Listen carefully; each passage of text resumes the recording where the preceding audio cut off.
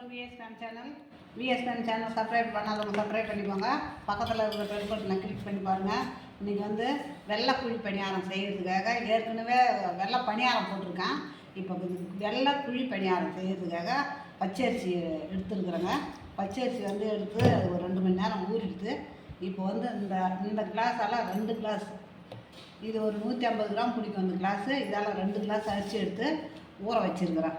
இது ஒரு 2 மணி நேரம் ஊறிடுது. 2 மணி நிறைய ஊறிடுது, 2 மணி நேரத்துக்கு மேலே ஊறிடுது. இப்போ நம்ம இதை அரைச்சிக்கலாம். ஒரு கிளாஸ் தேங்காய், இது சாதம் மீந்து போன சாதம் ஒரு கிளாஸு, ஒரு கிளாஸ் தேங்காய், 2 கிளாஸ் பச்சரிசி. ஏற்கனவே போட்டது நான் புழுங்கல் அரிசி போட்டிருக்கிறேன், பச்சரிசி போடலை.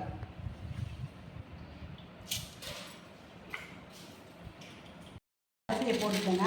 இப்போ இந்த சாதத்தை போட்டுக்கலாம்.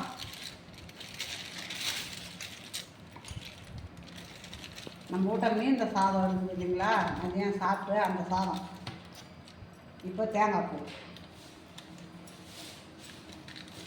இதை நான் அரைச்சிக்கணும் வந்துடுறேன். இப்போ அரைச்சிட்டேன் பாருங்கள். இந்த மாதிரி நைஸாக இருக்கணும். இந்த பாருங்க, கொஞ்சம் கூட நொய்யே இருக்கக்கூடாது. இந்த மாதிரி நல்லா நைஸாக இருக்கணும். நீங்கள் வந்து நொய் குறன்னு அரைச்சி போட்டுருக்கூடாதுங்க. இந்த மாதிரி நைஸாக அரைச்சி தான் நம்ம அந்த இதுக்கு அந்த பணியாரம் செய்கிறதுக்கு நம்ம எடுத்துக்கணும். அதில் நொய்யே ரவா கூட தெரியவே கூடாது.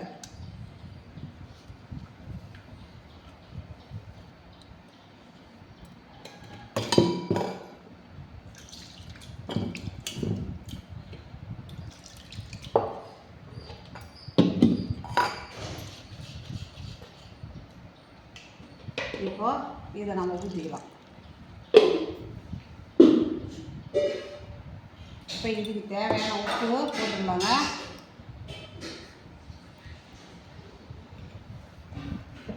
போட்டு இப்போ நல்லா கரைச்சி வச்சிடணும்.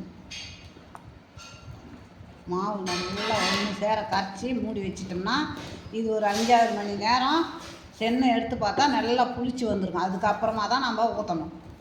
நம்ம இப்போயே ஊற்றவே கூடாது. இந்த மாவு நல்லா புளிக்கணுங்க. இங்கே பாருங்கள், ரப்பா கூட மொய்யில் பாருங்கள், நல்லா நைஸாக இருக்குது பாருங்கள் மாவு. இந்த மாதிரி இருக்கணுங்க. குறப்பே இருக்கக்கூடாது. குறப்பு இல்லாமல் நீங்களும் இதே மாதிரி அரைச்சி கரைச்சி வைங்க.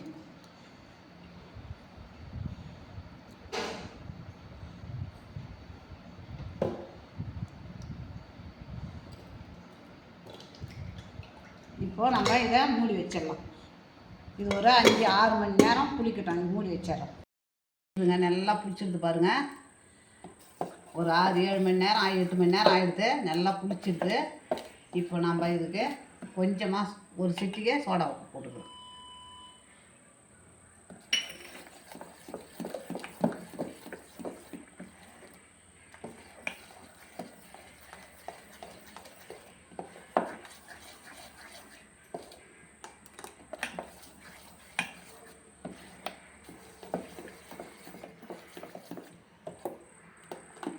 நம்ம எண்ணெய் தடவிக்கலாங்க.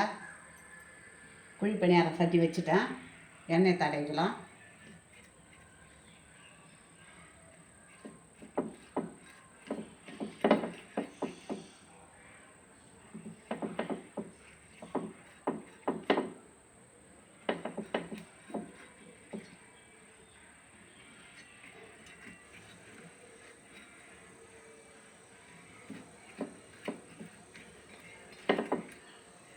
இப்போ நம்ம மாவை கொஞ்சம் கொஞ்சமாக ஊற்றிக்கலாம்.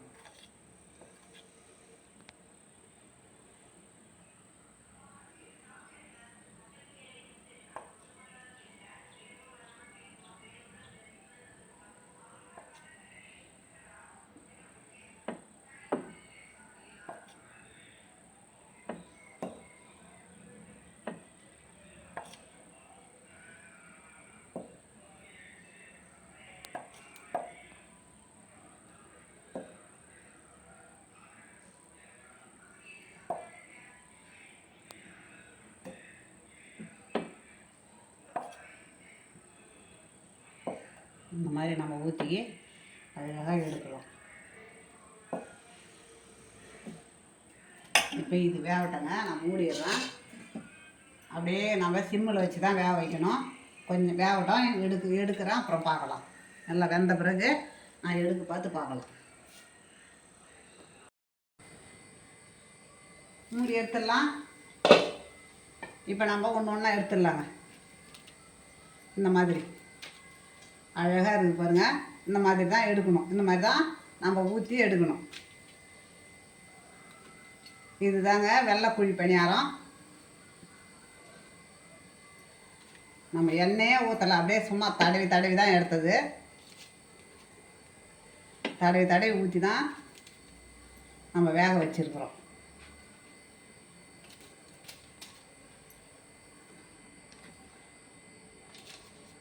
எடுத்தாச்சு பாருங்கள். இப்போ நான் மீதி இருக்கிறத ஊற்றி எடுத்துன்னு வரேன்.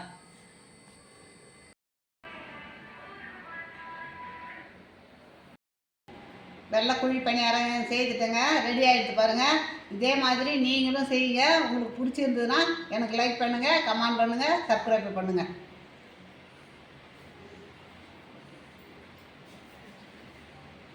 இது வந்து நல்லா அப்படியே சொலையாக இருக்குது பாருங்கள். இந்த மாதிரி சொலையாக இருக்கும். நல்லா இது மாதிரிக்கு தேங்காய் சட்னி, கார சட்னி, தேங்காய் பால் இறக்கி வச்சுருக்கிறேன். தேங்காய் பாலை துருவி வச்சுருக்கிறேன். இப்போ கார சட்னி, தக்காளி சட்னியும் வச்சுருக்கிறேன். கார சட்னின்னு சொல்லலாம், தக்காளி சட்னின்னு சொல்லலாம், வச்சுருக்கிறேன். நீங்கள் வந்து இது பிடிச்சிருந்ததுன்னா நீங்கள் இதே எனக்கு கமெண்டில் சொல்லுங்கள்.